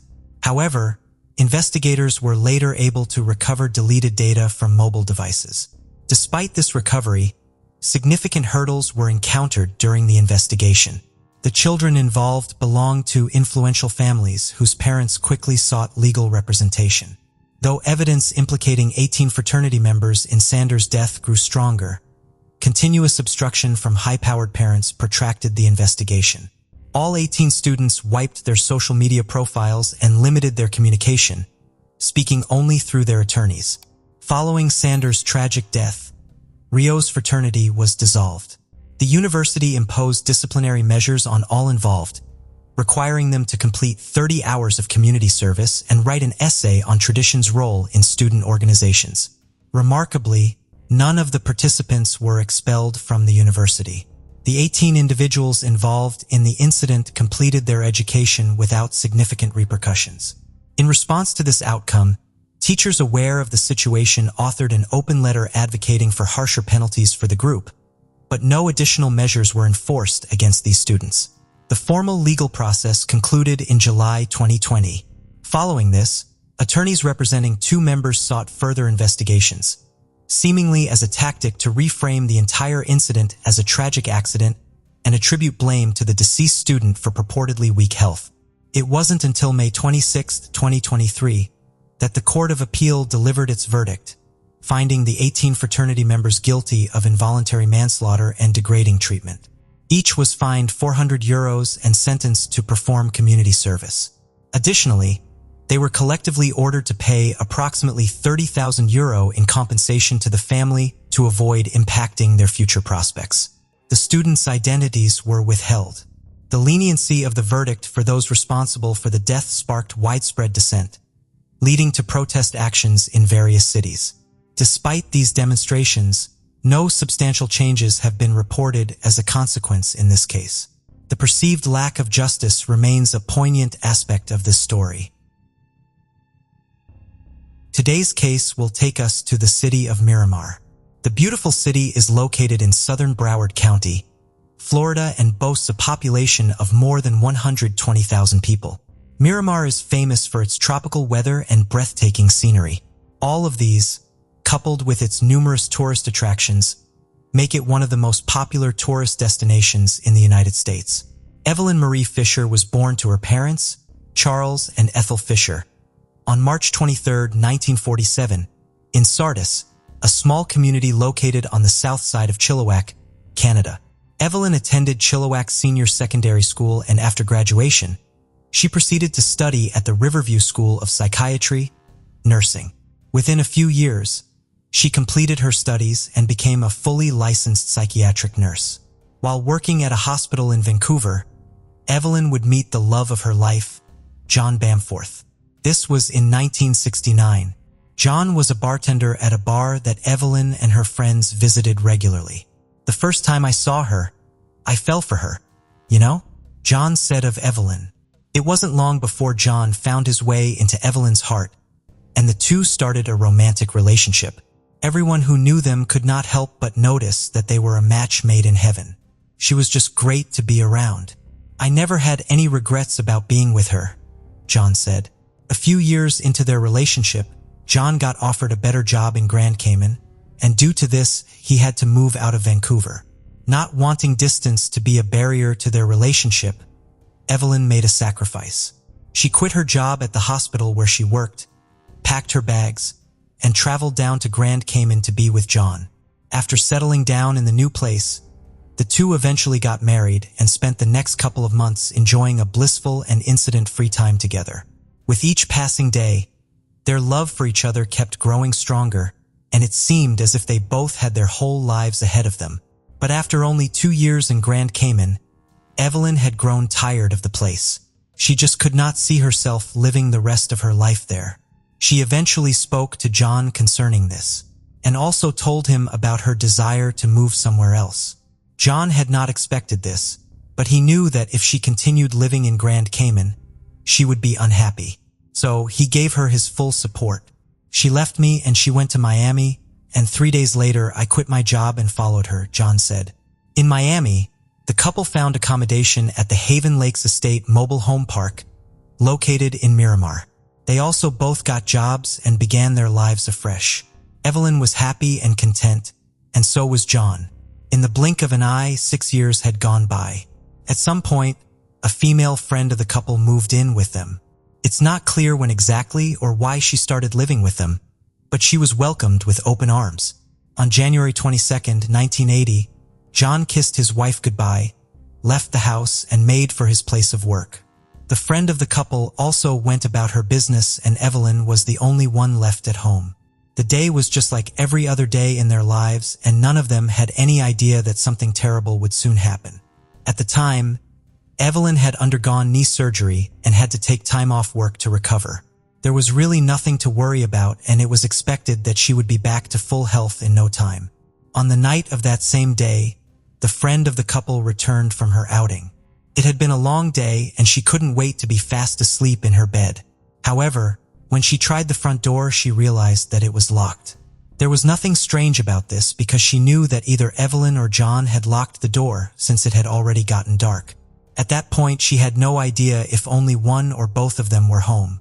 Not wanting to disturb whoever was inside, she searched through her bag for her spare key, soon realized that she had not taken it with her when she had left the house. It slowly dawned on her that she could spend the whole night outside if she did not attempt to let whoever was inside know she was around. She knocked on the door and waited, but got no response. It was dead silent except for the occasional honk of motor vehicles in the distance. She knocked again, this time calling out both John and Evelyn's name, but still she got no response. Soon she was banging on the door as loud as she could, but no one came to open it. With each passing second, she got more anxious and knew deep down that something was terribly wrong. There was no way no one inside the house would not have heard all the noise she was making. It was all so strange. She also tried other doors leading to the house, but found all of them locked as well. She soon decided that it was best to involve the police. She immediately placed an emergency call and told the dispatcher what was happening. In a matter of minutes, officers from the Miramar Police Department arrived on the scene. They proceeded to join her in knocking on the doors and even went as far as knocking on the windows of the house, but still no sound was heard from within. After doing this for several minutes, officers decided to force entry into the house. It was the only way they could be sure no one was inside. The front door was soon broken down, and they all proceeded cautiously into the silent house. There was nobody in the living room and nothing seemed out of place. From there, they made their way to the bedroom. The sight that awaited them, there was nothing they could have been prepared for. Lying on a blood-soaked bed was Evelyn. It was like a scene straight out of a horror movie. The friend of the couple gasped at the sight before her eyes. She couldn't believe what she was seeing. Evelyn was motionless, and upon closer inspection, it was discovered that she was dead. It was obvious that whoever killed her had used an object to smash in her head. Police officers immediately secured the scene and began to perform a thorough sweep of the house. Meanwhile, John had gotten off work and was on his way home. To him, nothing seemed off and he was in a good mood. The night air smelled fresher and felt cooler than ever. From a distance, he saw the police vehicles parked in front of his house and was surprised and at the same time alarmed by this. He knew instantly that something was very wrong. He quickened his pace, and as he got closer to the house, he noticed the police tape at the front door. At that point, fear gripped his heart. Not knowing what to expect, he made his way over to the tape and into the house. Inside, he was greeted by the unfamiliar faces of police officers. And that's when I saw what I saw, which was furniture disturbed, cushions disturbed, and then I walked back to the bedroom. Half the bed, at least, was soaked with blood, John said. Evelyn's body had already been moved to the hospital for an autopsy. The police officers then filled him in on everything that had happened, and he could hardly hold back his tears when he was told his wife was dead. He was allowed to make a cup of tea to calm his nerves, and after that he proceeded to the station with some officers for questioning. At the station he told detectives everything he knew, and after what seemed like a long time he was allowed to go back home. The result of the autopsy conducted on Evelyn was out a few days later. It showed that she had been sexually assaulted and then killed by whoever assaulted her. Detectives were able to collect DNA from her body, but since the technology at the time was not yet advanced enough to run an analysis, it was stored for the future.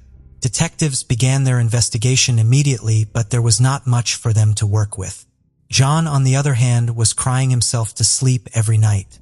He blamed himself for not being at home on the night that his wife was murdered. He believed that if he had been with her, she would have been alive. "I had a lot of guilt at the time because I wasn't home when I should have been," John said.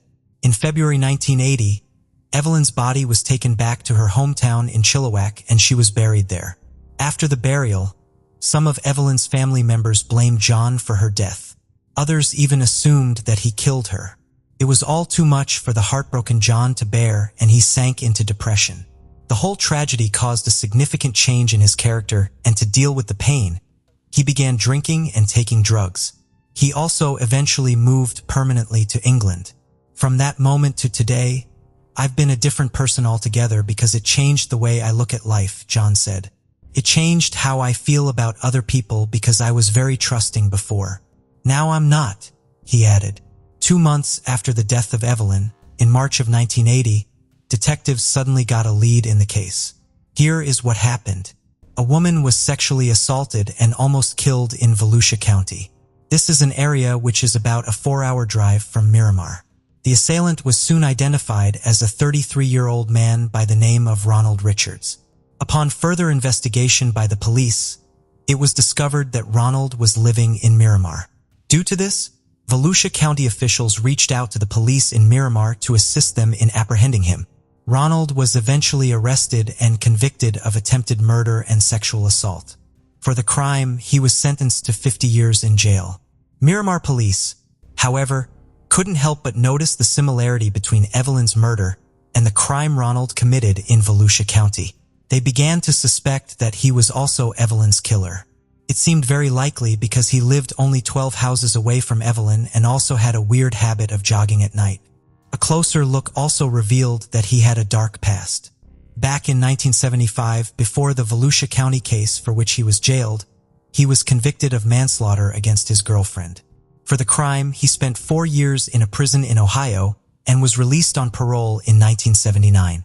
When Miramar detectives discovered all these details about Ronald, he was immediately moved to the top of the list of suspects in Evelyn's case. However, they did not have any concrete evidence to prove that he was really Evelyn's killer. And as time went by, the case went cold. The case was reviewed several times over the years, but nothing came out of these reviews. In 2021, Detective Jonathan Zeller decided to submit the DNA evidence that was taken decades ago from Evelyn's body for testing. After several months of waiting, the results of the DNA analysis finally came out, and it was what detectives had suspected all along. The result led them to no one else but Ronald.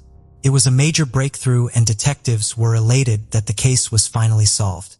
"It's a very good feeling," Detective Zeller said.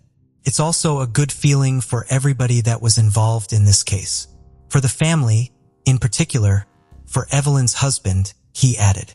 Detectives did not have to worry about looking for Ronald because he was locked up in a prison in Ohio for a different crime. On November 30th, 2022, he was charged with the murder of Evelyn. "We accomplished a very important thing getting this indictment," Detective Zeller said. "This is the first hurdle, and the next step is a trial or no trial because maybe he dies in prison. I don't worry myself with that," he added. John was also updated about the progress made in his late wife's murder case, and he was grateful for it.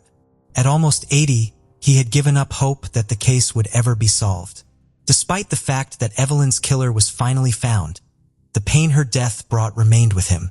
"I'm not a vindictive person, but I would certainly want to see justice for Evelyn. I don't believe in this closure thing. One never has closure." "You never have closure, as you can tell," John said. "But certainly, justice for Evelyn is the most important thing. At the moment, Ronald remains locked up, but in the future, he will be transferred to Miramar to formally face the murder charge. In addition to this, detectives also believe that he is a serial killer and that he could have had more victims than they know about. The murder of Evelyn remains the oldest solved cold case in Miramar's history. Evelyn's case is no doubt a tragic one, but thanks to the relentless efforts of the authorities, Her family has been able to get much-needed closure. However, the hole her brutal murder left in their hearts will forever remain, since Ronald, who committed the crime, is currently serving a prison sentence. The case of April Jones. April Jones was born on April 4, 2007. The idea for her name came from her birthday. Unfortunately, she was not born as fortunate as other children, as it was revealed that she had cerebral palsy, a condition that affected her mobility. One day, April had been playing outside with a friend for approximately 20 minutes, but she did not return home around 7 p.m. as expected. Her parents had last seen her riding a bicycle. They went out to look for her and found her 7-year-old friend, but April was not with her. The friend explained that April got into a car with a stranger. Her friend was able to describe the man who had abducted April. He was wearing a green jacket and had blue or green eyes, brown hair, and a beard. Significantly, the friend mentioned that April had entered the car on the driver's side. This suggested that the car had a left-hand steering wheel, which is typical in the UK. The police responded promptly, arriving at the scene 8 minutes after the emergency call. They interviewed anyone who might have information about April's disappearance, but the family could not recall any unusual events that day. Earlier, April had attended her swimming class and was allowed to play outside with her friends, which was a typical routine. The news of April's disappearance spread rapidly through the neighborhood, and many locals left their homes to assist in the search. While the community's efforts were well-intentioned, they made the police's job more challenging, as the officers had to go door to door to gather information, but many residents were out searching. By the evening of October 1st, the authorities had released additional details about April's disappearance, including what she was wearing: a school polo shirt and a purple coat. More than 100 people had gathered to support the police in their search efforts. Their expertise can be very useful in locating her. Not only local residents showed up, but also a large number of volunteers from England who crossed the border into Wales to offer their support. Several people from South Wales also traveled up to assist. The search would not be easy, as the area around the town was surrounded by mountains, waterfalls, gorges, dense forests, uneven ground, and thick woodlands for miles. Additionally, it was a chilly, overcast autumn evening and it was raining heavily outside. To ensure the volunteers' safety, the police had to carefully organize their efforts. Several volunteer search teams were now covering an area of about 60 square kilometers around 3:30 in the morning, 8 hours after the first police contact. The volunteers had been diligently navigating the harsh Welsh countryside. Despite conducting searches throughout the night, there was still no trace of April as of October 2nd, 2012. The police in Wales have now issued a child rescue notice, a nationwide alert for police agencies in the UK requesting that they ensure their officers have a description of April and the man who abducted her. This was the first time the entire nation had heard the child rescue alarm. The media was now putting tremendous pressure on the police. 14 hours after April had disappeared to provide every piece of information they had. It also questioned the way the police handled the probe. After taking over the investigation, Detective Superintendent Andy John began providing the public and media with as many updates as he could. He also placed barricades and instructed his officers to stop any approaching vehicles. Posters with an image of April, who was missing, were displayed in the hope that it would jog someone's memory. People living nearby, as well as those residing farther away, had been providing the police with various reports, as is common in investigations of this nature. Numerous locals identified a man who did match April's kidnapper, Mark Bridger. In general, a man from the area named Bridger was a Land Rover driver. His eyes were blue, he had short facial hair, and above all, he drove a left-hand drive car. Several witnesses claimed to have seen Bridger or his car in the vicinity when April vanished. They found Bridger's last known address and repeatedly tried to contact it, but neither he nor April Jones were there. Bridger had no prior history of legal troubles. Given the large number of volunteers involved in the search, it was impossible to verify the claims made by some residents that Bridger had participated in the initial search for April's disappearance at night. With the limited information available to them, and reports from the surrounding community about Bridger's apparent disappearance, the police focused all of their efforts on finding him. Helicopters hovered above the scene, and the police conducted a thorough search of all possible locations for him. They learned that Bridger had just moved into a brand new cottage named Mount Pleasant. Upon their arrival, there were no visible signs of life, and the property was devoid of any automobiles. They went into the cottage and called April's name, but she didn't answer. It was unclear at the moment if Bridger had been hiding from the authorities. Police helicopter had earlier seen him walking his dog near April's home, having apparently tried to disguise himself by shaving his head and beard. Police cornered and questioned him. The policeman questioned, "Where is she?" Bridger just answered, "It was an accident. I crushed her with my car. I don't know where she is." Officers reported that Bridger was very emotional throughout the arrest. The arresting officers read him his rights, which included the following.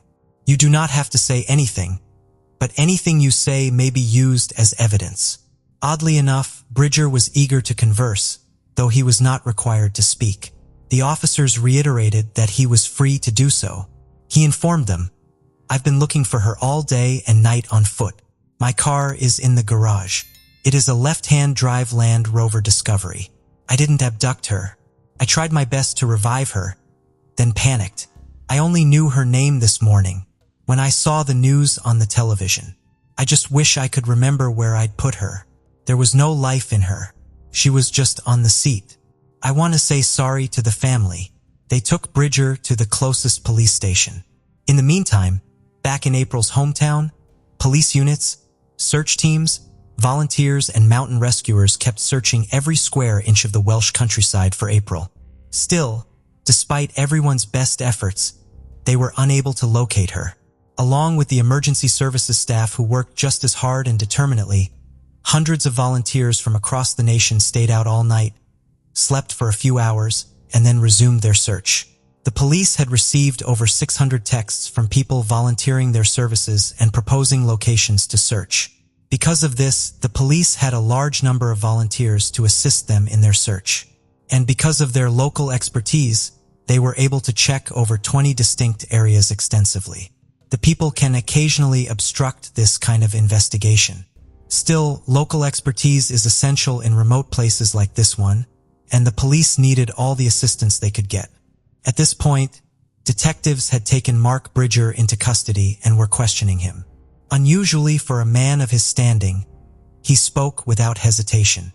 On the contrary, he talked candidly about what had transpired. Right away, he said, "I don't know where she is. Yesterday, I came down to see my daughter's teacher. She had a parents' evening and I then parked up opposite my girlfriend's house, which I believe is not far away from April's mother and father's house. Stupid, I'd had a few to drink and there were two girls on their bikes. I remember the dark-headed girl came behind the car. I looked to see where the other girl was, and I couldn't see this other little girl. And the next minute, the bike was there." Bridger acknowledged that he was in the vicinity at the time and acknowledged hitting April with his automobile while intoxicated when she was riding her bike. Mark Bridger insists that he never intended to harm April, even though he acknowledges that he was aware of his error. Instead, he maintains that he took off with her in his car. He needed to bring her to the hospital right away, and that's what he realized. "It's okay, Mark. The color had gone out of her. Okay, her lips were purple. Paul and Call are friends of mine and I've killed their daughter." Effective then, without hesitation, Bridger acknowledges that his actions that evening caused April Jones to die. He even goes so far as to say that her parents were friends. However, Bridger's memory tends to deteriorate following the submission. He has been relatively open about his involvement thus far. Actually, these officers may have never had an easier time getting a confession from some. Bridger can't recall anything about what he did with April's body, though. Following her confession, despite the police's repeated attempts to question him, Bridger's unexpected episode of amnesia persisted. "And I'm in my house, and she's not there. Being upstairs, and I can't find her. I wouldn't have ditched her. I know that I wouldn't have. I'd have put her somewhere." With Mark Bridger, the cops have been quite cautious thus far. He'd been entirely honest with them. They can make him clam up with aggressive interrogation, but now they start to question his sincerity.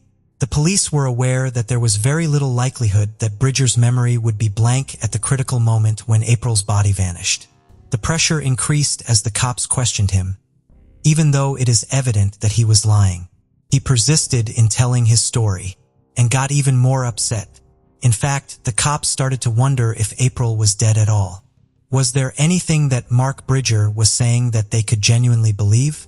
The police decided to give Bridger a platform to give us account of what happened on Tuesday. The day he was hauled in, however, the police used it as an opportunity to get more information out of him. You tell me that when you get out of your vehicle, you look underneath the vehicle and you see April, yes. Although Bridger insisted that he had run over April, the police received evidence from April's 7-year-old companion that April was okay and had cheerfully gotten into Bridger's car and was grinning. Who would lie like that to a 7-year-old? In actuality, they would not have any cause to, nor would they choose to. We have a witness that was present. This person says that April got into the Land Rover via the driver's door, which on a normal car would be the right-hand side. But that's really the passenger side door on your car. That is a complete fabrication and lies. Can't have happened. Bridger shifted his tone. It was apparent he was unaware that the police had a witness, albeit a 7-year-old one who saw it all. It was clear that the information contradicted his account of events, and he was upset. Regardless of his emotional condition, Bridger remained resilient to the various methods of inquiry, and his version of events held steady. He showed no signs of backing down. The detectives did something. They brought in Dr. Joe Sullivan, one of the world's foremost authorities on criminal body language and conduct. Dr. Sullivan did more than just watch the Bridger interviews. He also went to his house. He wanted to know everything there was to know about this individual in order to create a psychological profile. What he found astounded him. Bridger kept knives, handcuffs, and a shotgun, both hidden and on display at his house. Moreover, he was employed at a slaughterhouse. According to Dr. Sullivan, Bridger was a fantasist who thought of himself as a character akin to Rambo. Stated differently, he was not part of the real world. In defiance of Dr. Sullivan's guidance, the police chose to approach their inquiry in a paternalistic manner. After all, Bridger was a father of 6. Bridger was not going to alter his claim now. Their only chance was with the forensic specialists thoroughly searching Bridger's house. The teams at the house did manage to devise a solution, though. They may have found anyone's blood. They found little specks of it in the restroom. It's possible that Bridger cut himself shaving. It was just that the police were ignorant at this time. After submitting the samples to the laboratory, it can take up to 24 hours to receive the findings. After the police took him in, disregarding his advice, Dr. Sullivan told the officers what he believed Bridger to be. He was unlikely to experience an enormous amount of empathy or have any major sense of guilt about what he had done. Of course, he will inevitably try to present himself as someone who does have those characteristics. But the sense that I had from the information we had gathered even at that time was that this is a man who is not going to respond to an appeal to his better nature. According to Dr. Sullivan, there was little need to attempt to appeal to Bridger's better nature. He didn't have one, and he wasn't going to respond to any police appeals for regret, sympathy, or guilt. Now that the police had taken Dr. Sullivan's advice to heart, Bridger was under increased strain on suspicion of murder. They detained him again right away.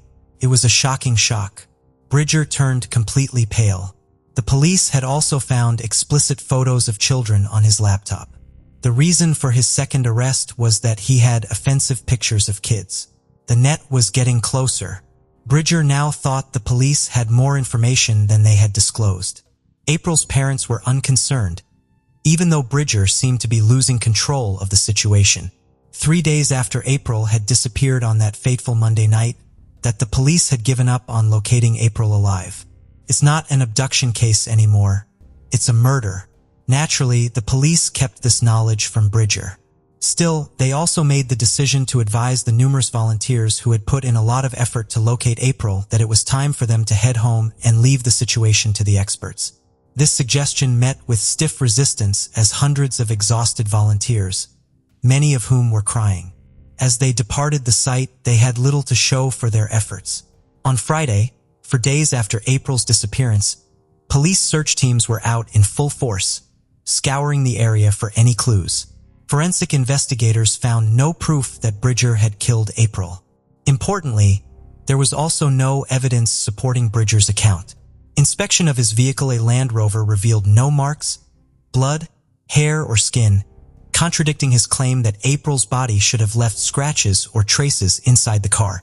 Bridger tried to clarify by saying he did not witness any blood on April after the alleged collision. The child had apparently been run over, yet showed no visible injuries. But his narrative and the game he had been playing with the police was about to be exposed as a farce. On Friday night at 6:15 p.m., the lab contacted the detectives. They had matched April's toothbrush DNA to blood spatters found in Bridger's bathroom. They also discovered April's DNA on Bridger's fleece collar and jogging bottoms. After gathering sufficient evidence, the police filed charges against Bridger. They had found sexualized photos of minors on his laptop, which he denied viewing for personal satisfaction, despite his internet search history. Bridger had been in custody for 3.5 days by Saturday. As the allotted 96-hour questioning period neared its end, the Crown Prosecution Service had to decide whether to press charges. Just over an hour after the final interview, Bridger remained unfazed upon hearing the charges. There was no remorse or emotion from him. As the prison van arrived, angry bystanders hurled objects and insults at Bridger. Over the next 2 weeks, forensic investigators found increasing blood traces of April at Bridger's house, as well as several broken bones in his fireplace, though it could not be conclusively determined if they were April's due to decomposition. On May 30th, 2013, a jury found 47-year-old Mark Bridger guilty of April Jones' kidnapping and murder. The judge labeled him a chronic liar and pedophile, stating that April was likely not his intended target, but tragically happened to be in the wrong place at the wrong time. Without hesitation, the judge sentenced Bridger to life in prison with no possibility of parole. Bridger maintained his claim that April's death was a horrific accident when his car struck her, but had long lost any credibility. April Jones was a typical young child full of potential whose life was tragically cut short by a single sick individual. Her family, while devastated, expressed relief that Bridger would never be free to harm another child. April's remains were never found in Bridger's house, though 17 bone fragments were recovered, none conclusively linked to her. Her parents pushed for changes to how search engines handle illegal content, leading to new measures by companies like Google and Bing. April's family and friends will always have a void in their hearts that cannot be filled. Wish for them to be able to reconstruct their lives to the best of their abilities. On April 26, 2013, April's funeral service was held in her hometown. May April Jones rest in peace. Born to her parents Doyle Matthews and Vanetta Matthews, on April 27, 1956, Mary Robin Matthews doted on her family. Her childhood was spent with her two sisters, Danetta and Monica, in a religious home in Kingman, Kansas.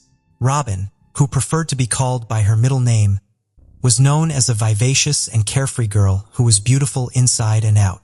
Not only was she very friendly, but she also enjoyed the company of people. At a very young age, she met her future husband Douglas Walter, who also grew up in Kingman.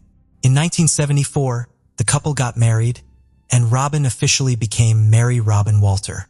Shortly after the marriage, the couple conceived their only daughter, Pamela. With dreams of being successful, Robin and Doug moved to Great Bend, Kansas, 2 years later. They settled in a mobile home in the rural area of Great Bend. Initially, Doug had planned to pursue a career in insurance but eventually gave up that profession and instead went to work at his uncle's service station. Meanwhile, Robin enrolled herself in college to pursue nursing due to her fondness for helping people. Along with her studies, she also took up a job at the Great Bend Manor Hospital. For 4 years after moving to Great Bend, Robin was enjoying life at ease. On one side, Robin was raising her daughter alongside her husband Doug, who was exceptionally supportive. Then on the other side, she was really excelling in both her studies and work. However, she had no idea that her life was going to hit an abrupt stop very soon. January 24, 1980 was a regular winter morning for the Walter family when Doug headed off to work. The first red flag came that same morning when Robin missed her afternoon nursing class, which was extremely unusual for her. The situation got weirder when Robin did not pick up their daughter. Then 5-year-old Pamela from the babysitter's house at 3 p.m. like she was supposed to. Unaware of these events, Robin's husband Doug went to a private club to hang out with 2 of his friends after finishing his work hours. It was 6:40 p.m. in the evening when Doug returned to their mobile home in Nelson Trailer Park, located near the Great Bend Municipal Airport, with a friend. Inside the home, the men discovered a grisly scene, as 23-year-old Robin's lifeless body was discovered in a pool of blood in her own bed, lying face up. In a state of shock and with a broken heart, Doug reported the incident to the local police station. Deputies from the Banton County Sheriff's Office sent the corpse to the coroner's office for an autopsy. While they began scanning the house for clues, they found the murder weapon, which was a .22 caliber pistol, which originally belonged to the Walters. Autopsy reports revealed that Robin had been shot 12 times in her neck, chest, abdomen, and arm.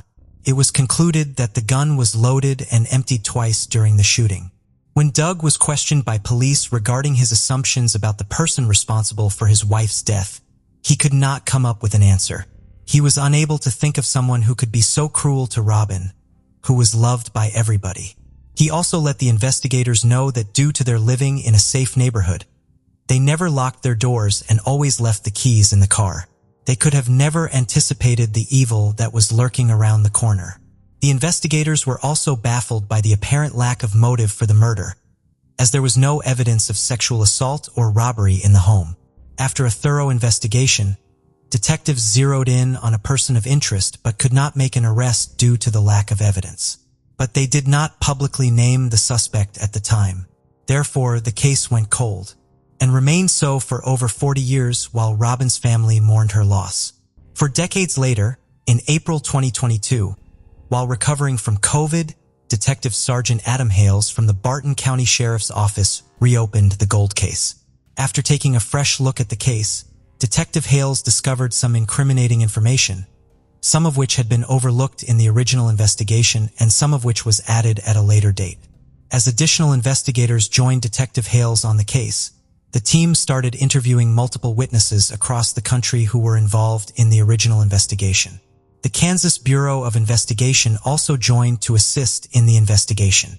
In October 2022, after building a case based on the newfound evidence, detectives submitted the case to the attorney of Martin County Courthouse for review. After approximately 4 weeks of review, an arrest warrant was obtained for the murder in a second-degree charge on the suspect, who was finally identified as Robert Hanks. Hanks was a neighbor of the Walter family at the time of Robin's murder.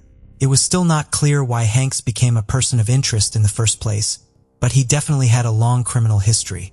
Just a year after the murder, Hanks was arrested and charged with rape, aggravated battery, aggravated robbery, and aggravated burglary. He was convicted in 1983 and served about 10 years before being paroled in 1993. Detectives concluded that Hank, who was 25 at the time of Robin's slaying, broke into the Walter home and gunned down Robin on the fateful evening of 1980. On December 8, 2022, Barton police arrested now 68-year-old Robert Hanks from Oxford, Kansas. This arrest is the oldest homicide arrest in Kansas history. Hanks is being held in the Barton County Jail in lieu of a $500,000 bond. Sadly, many of Robin's family members could not see this day. Robin's mother passed away in 2012 and her father soon followed in 2015, while Doug passed away just a year earlier in 2021. Robin Walter's daughter, Pamela Walter Cooper, told the media that the family had always suspected Hanks of her mother's murder, even though he was not convicted of it until this year. She further expressed that she is curious to know if he is remorseful for his actions. However, even if that is not the case, she personally had forgiven him a long time ago. We want to look at the chilling case of Gary Lee Haney, a case that had previously seemed to be lost in time. In the late 1970s, a terrifying discovery occurred on the outskirts of Spencer Island, in the middle of the rapidly expanding suburban environment of Marysville, Washington. This peaceful location, well known for its stunning variety of shorebirds and ducks, ended up serving as the unexpected location for a terrifying occurrence that would forever haunt the neighborhood of Marysville. As the natives gathered on the Spencer Island in search of consolation in the peace that bird viewing offers, an unwary duck hunter approached the island's shore, unknowing of the tragedy that waited for him. It happened on January 3, 1979. In the early morning, the previous week's temperature had been below freezing, and by January 3rd, the air finally felt a little bit warmer. A few residents of Marysville decided to have some serene moments at Spencer Island. Among these residents was a desperate duck hunter who entered the barren abyss in search of a catch, despite the icy winter of 1979. At that point, he had no idea that fate had another surprise in store for him. He came out of the depths and witnessed something that was nearly surreal. A horrifying image appeared before his eyes. The mysterious island's bleak tidal flats were plagued by a ghostly skeleton that looked like a Halloween decoration and was tragically caught in a web of fishing line. The Snohomish River Delta, a shoe, a leg bone, and a pair of tan pants were found together in an odd grouping by a 12-foot wooden piling. The hunter's focus was then caught by a red checkered shirt next to a downsitter. Soon after, he made the startling discovery of a skull, ribs, and another black leather shoe with a foot inside. The scene was nothing less than a terrifying riddle that needed to be solved. The hunter called the police right away to report what his eyes had witnessed. When officers arrived, the red, orange, gray, and white checkered clothing was identified by detectives working on the case. A human skull and a shoe with a foot still inside were lying 5 feet apart. While keeping in mind all these horrifying facts, detectives also discovered a belt in a size 33 or 34 and a pair of lace-up shoes in a size 8. The rubber heels of the shoes were imprinted with the O'Sullivan logo. The khaki pants tag stated that they were made in the USA. These discoveries provided crucial information for the man's identity. His leather wallet was also discovered. Although it was empty of cash and identification, the victim seemed to have passed away many months prior. From the point of discovery onward, the victim was identified by the sheriff's office as John Doe 79-1. Due to the skeletal remains decomposition, it was impossible to ascertain the cause of death. At the time, there were no dental records that could be matched to the body. The body was buried in Cypress Lawn Cemetery a few months later, on March 15, 1979, by the Cassidy Funeral Home. Because there wasn't much technology available at the time, unexplained bodies were frequently buried. In the past, DNA technology wasn't as developed. Therefore, human remains weren't stored in the medical examiner's office until they were identified or claimed. Since nobody in the neighborhood was reported missing, there was no chance of identifying this body. The need to identify the body became less urgent as the years went by. The investigation quickly went cold and was forgotten. In 2008, a team of detectives started revisiting unresolved or unexplained crimes in Snohomish County. Many of these cases were solved thanks to developments in DNA technologies. In an effort to locate and identify 1979 John Doe through DNA samples, the team sought to exhume the deceased. However, the examination itself and the considerable documentation required to secure permissions for the excavation can make the entire procedure take years. John Doe was unaware and unaffected by all that was happening above his grave. 7 years later, in 2015, the remains were finally excavated from Cypress Lawn under the supervision of the Snohomish County Sheriff's Office team and the medical examiner's office. This came about after many years and a lot of paperwork. After the body was moved to the medical examiner's office, he was then identified as Spencer Island Doe that same year in 2015 in an effort to identify Spencer Island Doe by his teeth. Forensic dentist Dr. Kyle Tanaka had collected his dental radiographs, charted his teeth, and uploaded the information to the National Crime Information Center. The National Crime Information Center is the FBI's computerized index that covers both criminal cases and instances involving missing persons. It enables law enforcement officials in other parts of the country who lack jurisdiction to find a mat for their victim or prospective suspects. This effort, however, was in vain. The teeth of this unidentified body were just unmatchable. Natalie Mori, a very accomplished forensic artist, was given the case in April 2016, and within a month, had successfully taken measurements, taken photos, and rebuilt the face of Spencer Island Doe using sketches and drawings. She based her reconstruction on facial morphology to provide a sense of how the victim must have appeared in real life by securing rubber pegs to the skull in all the gaps. Natalie rebuilt the face. She then imagined what he may have looked like. His flat cheeks and small nose appeared typical of people with Asian ancestry. In order to imagine him at the moment of his disappearance, she sketched him from the shoulders up wearing the same red checkered shirt. The basic plan was to have someone recognize the face from the sketch, while Natalie worked on the sketches. The skeletal remains of Spencer Island Doe were examined by Dr. Kathy Taylor, a forensic anthropologist from Washington State, at the King County Medical Office. She determined that they may have belonged to a Caucasian adult male between the ages of 21 and 61, who stood between 5 feet 2 inches and 5 feet 6 inches tall. The bones were not broken, but the leg's fractured femur had a poor-healing outcome. In actuality, the largest bone in the human body is the femur. The man would have had continuous discomfort for some years, because an X-ray showed that the central part of his torso was protruding like the claw of an ice scraper. Detectives made the observation that they had never witnessed a fracture heal in such a manner, which prompted them to make the assumption that the individual may have chosen not to seek medical attention at all or had lived in a third world nation with no access to medical care. Since there were no definitive solutions, Jane Jorgensen, an investigator at the medical examiner's office, was perplexed by the circumstance. It is improbable that the man would not have sought prompt medical attention, which is offered for free in many nations, even if he was homeless at the time of his death. It raises the question of why this man endured such agonizing anguish while remaining in silence. The individual also had 2 missing front teeth on his left side and 2 missing molars, both of which appeared to have been lost before he passed away, because the sockets had fully healed. Investigators were perplexed as to why the man had not received immediate assistance for his leg after discovering that he had a gap in one of his teeth and 3 teeth with alloy fillings, which suggested that the man had sought medical care at some point in the past. Regarding the circumstances surrounding the man's existence and eventual passing, the detectives felt confused and puzzled. Had he endured torturous treatment, officers noted that he might have been a prisoner as well because prisoners have access to dental care. But even if he had a limp and hypothetically had missing teeth, why wouldn't anyone recall this man? Due to the fracture, this person might have been 2 inches shorter on one side and would have had to walk with a limp. Did anyone not remember seeing a man limping around town?